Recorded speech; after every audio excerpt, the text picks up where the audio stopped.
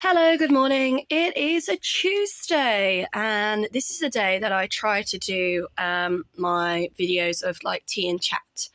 And I haven't done any for a while, and I'm not actually doing one now.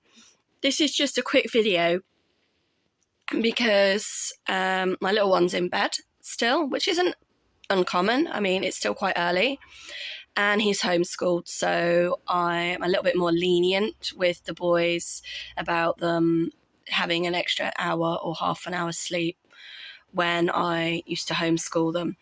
But one of the things he did do last night, so this is homeschool related, is I gave him a workbook and he was really enthusiastic about working through it.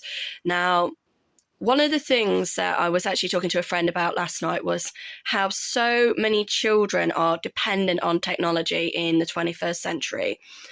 I mean, I've seen 2-year-olds with iPhones literally hanging like a mobile in their like pushchairs as their parents are wheeling them around town, or over their beds, to try and get them to sleep.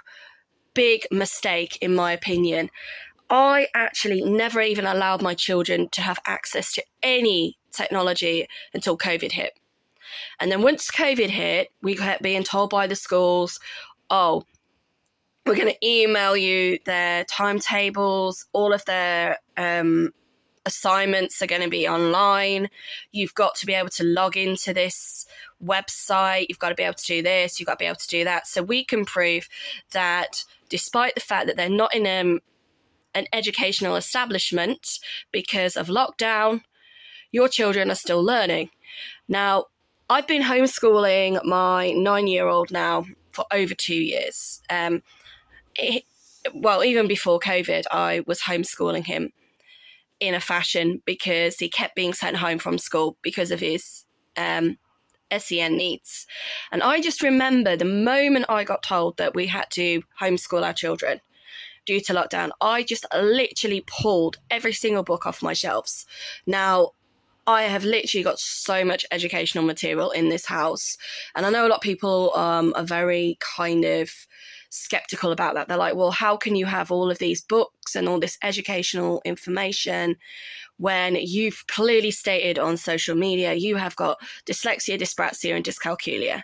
Well, just because I can't use them doesn't mean that I was going to hinder or limit the opportunity for my children to learn. So I've had it on occasions where I've said to people, okay, I've got this book for my child. If they come to your house for an hour, they need to do an hour of homework, or if they go to their dad's. And what they've actually done is they've tucked the books with them, and people have sat and helped them do it and I've asked them, and then if they've helped them, I've paid them for helping my child for me. So I'm more than happy to pay for tutors or support workers or people to come in and assist my children in education and further education. And for over 2 years, I kept putting posts on social media. I will pay somebody £10 an hour to literally sit with my child. I know that's now below national minimum wage, but at the time it wasn't. And just basically monitor them, not do the work for them, but make sure they get the work done. So that is one of the reasons why there is so much information in my house. The other thing I'm looking at doing, but it's quite expensive and it can be quite lazy, is getting one of those pens that will actually read the pages for you. I've not done that yet. I have also listened to things online. So I've had the book at home and then I've listened to it on Audible, which again has helped my children a lot. Or I've used like a green filter over the page, and I've painstakingly tried to read the book myself with the help of a green filter, which again has been a little bit of a hindrance. And again, I know I could probably get these books on Kindle. But anyway, so my son last night, he's actually been banned from technology. He's been banned for a month. He's not happy about it. We've had a lot of problems with it. And it's because YouTube, unfortunately, has been so accessible. Despite me putting all of these like protection and stuff on the computer, he's been able to access everything. He's found ways around the child locks and stuff. So, pardon me. So I am not happy with him. I don't care if he has got autism. You know, he was given an assignment. He didn't complete the assignment. Therefore, I've said, right, no technology. And we had a few days of screaming, shouting, verbal abuse. I'm going to trash the house, which is why I'm painstakingly always cleaning up. Luckily, there are no holes in the walls. But at his dad's, he did actually like smash a hole in the wall at his dad's. But that's because his dad is currently replastering the property. It's older. I think the house is probably older than the one I'm renting. And it was easier to put a hole in the wall there. So, wouldn't be my video without a yawn. His dad isn't happy. I'm not happy. And with like no technology at all for a month. And he has literally been screaming the house down about this. So yesterday I said to him, look, you know, I'm going to give you a workbook to do. Now, my son is 9, okay, and he is quite academically ahead of the curve. And this is an English book which says 5 to 6. But the reason I gave him this one was because I was hoping that I feel so tired at the moment. That because it is 5 to 6 and he is 9, that he will have the ability to do this book unsupervised. And again, because we've had the 6 weeks holiday, it's like a refresh, like what I call a soft introduction back into home education. Not that we didn't do anything with him during the school holidays. We went to Kenilworth Castle. He went on a few trips with his dad that I wasn't well enough to take him on. So every day was a learning day. We watched some fantastic documentaries on TV, on like Channel 4, ITV, BBC, iPlayer. They were all catch up because my TV, again, I've not plugged it in. I've refused to put the TV on because I am not going to listen to CBeebies 24/7. So again, we watch them through the internet, which makes it easier for me to sort of manage, and I haven't got to worry about where the remote control to the TV is, which keeps going AWOL. And then again, we've paid for Netflix, Amazon, and Disney. I know there are free alternatives to that on social media that you can subscribe to or get for free. So it's always going to pay to do your research.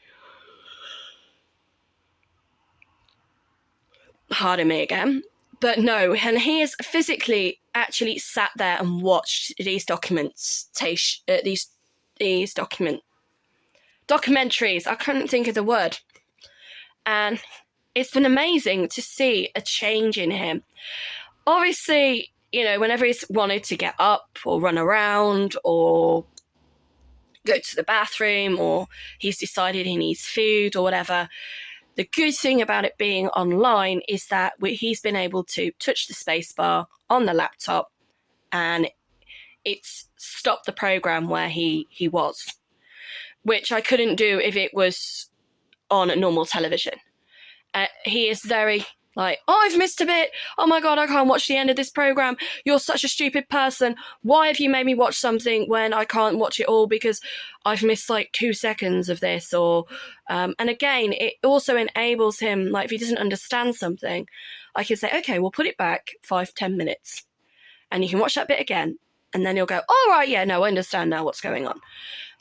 So we've watched about the Romans, we've watched about Cleopatra was one of the documentaries. There was one about this gold that apparently is on this like abandoned military place in Alaska. And he just loved these programs. He just found them so amazing. So again, it's really helped him. So I know that when I'm trying to teach him that yes, anything visual and auditory is the best way to teach him. But at the same time, I wanted to see how he could cope with if he was to do exams in the future, which the homeschooling officer, at the moment, she's not too worried about that. He's only 9. I wanted some evidence of his handwriting. So last night, like I said, I got him to try and do some of this book. And he did it till midnight. Oh my God, it was driving me mad. I said to him, look, do an hour and then go to bed. Yeah. No. He was adamant that he wanted to try and finish the entire book. He never did finish it, which is fine. So we'll do some more today with him. And I'm just trying to find a page that is easy for me to try and show people. Bad habit, I know, licking the pages.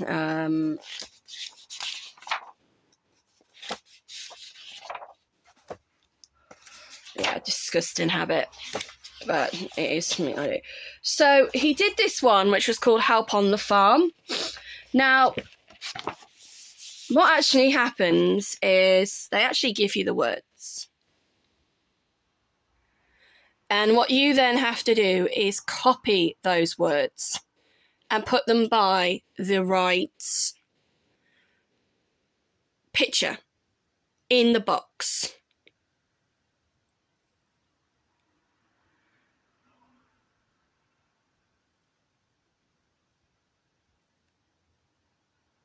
Now, personally, I hate that. To me, and my dyslexia, and it's my pet hate. I hate filling in forms. I really struggle. I hated filling in application forms for jobs because they wanted to see 9 times out of 10, the same with the government forms that are given to you by the Department of Work and Pensions, is whether or not your handwriting will fit in the box. Now, on the other side, you can clearly see that although he's managed to achieve that task of writing the words in the boxes provided, he has used a combination of capitals and lowercase to write the words, which I don't have an issue with. I mean, at the end of the day, he's done it. You know, I didn't help him. He went upstairs, he sat there, he read the instructions on the piece of paper. And again, this is going to cause problems with the Department of Work and Pensions because they're going to go, well, how has your son got autism if he can follow the instructions and write in the boxes that are provided for him in a home educational workbook? Well, yeah, okay, he might be able to do that, but he can't tie his shoelaces, he can't dress himself, he can't wash himself, he can't go to the toilet on his own, he can't be left unattended for more than 5 to 10 minutes, unless I definitely know he's asleep. You know, there are other things that make you be cursed or have an illness or a disability that aren't obvious. And one of the things he has been trying to do a lot lately is a mask, which is when he's basically been mirror imaging and copying his brothers. So as I've said before, he can quite easily do my son's homework, and he's 5. He can quite easily do his brother's homework, and he's 11 in January, and they hate it with a passion. Stop doing my homework for me. I want to do it. It's mine. And he'll steal their work, and he will sit there and he will write out the answers for them, whether it's maths or English, and they will go absolutely berserk at him.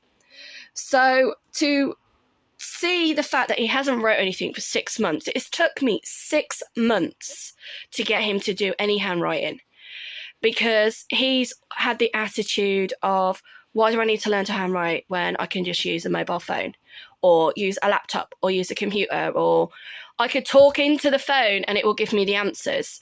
Why do I need to learn to write? And I'm like, well, I want you to write. I want you to know how to write. I want you to be able to write your name.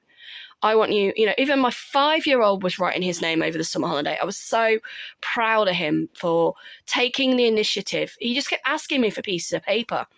And I kept thinking, oh, he's just going to draw a picture. It's going to be like stick men or something. No, he sat there and he wrote, "I love you, Mummy," on a piece of paper for me. He also wrote Lachlan's special book for writing. And he then even started trying to write his own story. Obviously, he's 5, so it wasn't word perfect, but I could clearly see that he'd made the effort and he'd tried to write the letters, just like my 9-year-old has done in this book by himself. Now, a year ago, if he wasn't even using a pen. He was having to use pencil. And yesterday I said to him, "Might try and use a pen." And I was really worried. And I was waiting for him to come down screaming at me, the book to be ripped to shreds, for him to be swearing at me and saying, "Oh, you stupid effing mum, why did you give me a pen for? You know I can't write in pen, I can only write in pencil. So if I make a mistake, I can just rub it out and rewrite it." But for him to say, "Okay, I'm going to write in pen today. I am going to take the initiative and I'm going to try and write in pen." So what he then did was he used his initiative and he come to me and he went, "Mummy, tractor." I went, "Yeah, I know you've put tractor in the box, well done." He said, "But I couldn't fit it all in unless I wrote smaller." And I literally, oh my God, I just felt so proud that he had done that, and he had took the initiative to say, "Okay, I need to get tractor in that box. I know my letters are not all the same size, but if I write smaller, I'm going to get it in." And it is one of the things I've been trying to help him with his handwriting, is to try and write in between the lines. But I'm more than happy to say, look, as long as you've wrote the word, I don't care. I don't care if you've used an entire page to write that word. As long as you know how to write and spell that word, I don't care how you've done it. And for him to take it upon himself to say, "You know what, I need to get that word in there, and I will use different size font. And I will use a pen." So for the first time in 6 months, I've got him to use a pen. And to me, that is an achievement. So next time when he gets assessed by the Educational Authority, which they only do every year, they don't do it every 6 months, they don't do it once a month, they do it every 6 months, we can put on his progress report, over the last year, we have now started using a pen. He has gone from using pencils to pens to filling workbooks. And to me, that is a milestone. I know that might not seem like a milestone to a lot of people, but to me and to him it is. Because if he'd been at school, one of the things that they did with my 10-year-old was they wouldn't allow him to use a pen at school until he'd mastered the art of using a pencil and have writing that was what they classed as legible. So I don't feel like my son has,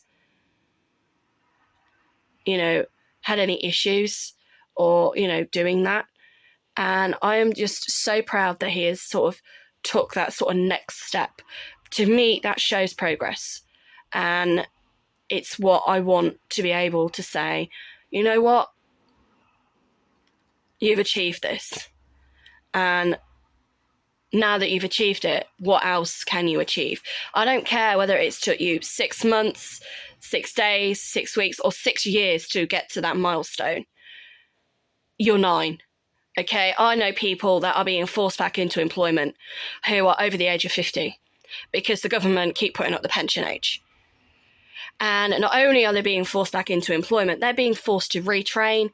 They're being forced to take academic qualifications. So you're 9. Okay, if they're telling you that you're more than likely going to have to still do academic qualifications in your 50s, I don't care that it's took you to the age of 9 to use a pen, because you're 9. All right. So the way society is, it's literally like, it doesn't matter whether you get your exams when you're your GCSEs when you're 16 or 60 at the moment, because everybody seems to be put under that much pressure to not only get a job and stay in employment, but to prove that they can do an academic qualification regardless of what their age is. So I'm going to leave it there. I mean, it's great. He even put his own stars on there, which I think is kind of sweet. It's like, oh, Mommy, I even put my own star on my paperwork because I thought I deserved that colour star. I've achieved this. And I'm just glad that, he didn't come downstairs screaming and crying because he'd made a mistake and that he couldn't rub it out. So I'm going to leave it there. Enjoy your Tuesday. Oh, myself, oh my God. I mean, I've just got so much to do today, and I'm just glad that now I can say, okay, if we have to go anywhere, like to a meeting that Mummy has to attend, you can take your workbook with you, and I know that he will quite happily sit there and he'll do it. And again, this is something that I have had to work on with him, but it's been achieved. So I am so proud of him that academically he is heading in the right direction. And I think with anyone who has a child, whether or not they have an underlying illness or disability, it is one of those things that a lot of parents will put on social media. I'm worried about my child. Do they have dyslexia?